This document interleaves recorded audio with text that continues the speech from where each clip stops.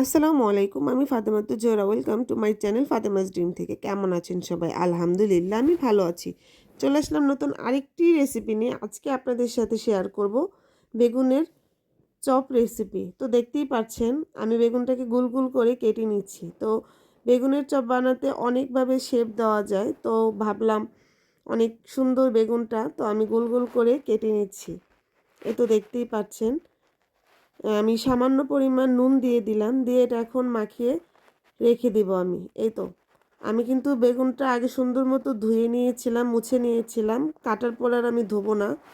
এই তো দেখতেই পাচ্ছেন একটা পাত্রে নিয়ে নিলাম আমি 2 চামচ পরিমাণ বেসন, 1 চামচ ময়দা, সামান্য পরিমাণ হলুদের গুঁড়ো, মরিচের গুঁড়ো, জিরা গুঁড়ো, ধনিয়া গুঁড়ো, দিয়ে দিলাম সামান্য পরিমাণ নুন আর সামান্য পরিমাণ বেকিং পাউডার দিয়ে এখন এটা আমি সুন্দর মতো মিশিয়ে নিয়েছি। এই তো দেখতেই পাচ্ছেন।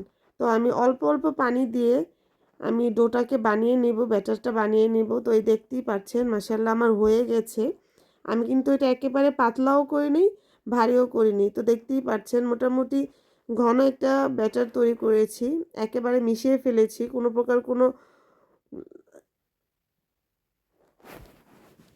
এই তো দেখতেই পাচ্ছেন আলহামদুলিল্লাহ আমি রেখে দিয়েছিলাম 10 মিনিটের মতো। তো এখন আমি তেল গরম করে এতে ভেজে নিচ্ছি, বেগুনগুলো ভেজে নিচ্ছি। তো দেখতে পাচ্ছেন কতটা ফুলে গেছে, মাশাআল্লাহ অনেক সুন্দর হয়েছে আর মুচমুচে হয়েছিল।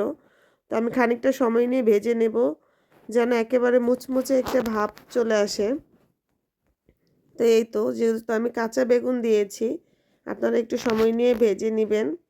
তো ভাজা পোড়া খেতে কার না ভালো লাগে, আমার তো খুব ভালো লাগে। তো কার কার পছন্দ অবশ্যই জানাবেন। এই তো দেখুন আমার ভাজা হয়ে গেছে।